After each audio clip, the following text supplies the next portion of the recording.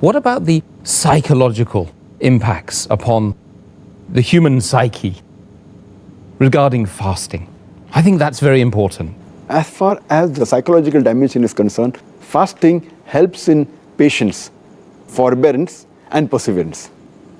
It helps a person to increase his self-control, his self-worth. It helps him to increase the self-reflexivity. Also, the self-training and discipline is improved. The main psychological benefit of fasting is the increase in patience and perseverance.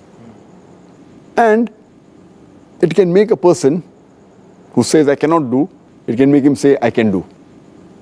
And fasting helps in the conditioning of the heart, body, mind, and soul. It improves the overall dimension of the human being. And fasting is a sort of training. It even helps in behavioral change. And changing a behavior is very difficult. A person who's used to a particular behavior, to change a person's behavior is very difficult. It is, as we say, that the best type of jihad is jihad fi nafs. That is, striving against your own soul. So to change the habits is one of the things which is most difficult, which fasting can do. And since jihad, that is going in the battlefield, is of utmost importance when required, if you cannot do jihad, if you cannot strive against your own soul, how can you strive against the enemy? So therefore, fasting helps in that dimension. That's the reason fasting was made fard before jihad. Fasting was made fard 15 years after Prophethood, in the 2nd Hijri. And next year, 1 year later, jihad was made fard. So Allah subhanahu wa ta'ala first wanted to train and make the Muslims fit psychologically with the help of fasting. And then the qital part was made first, so psychologically it's very helpful.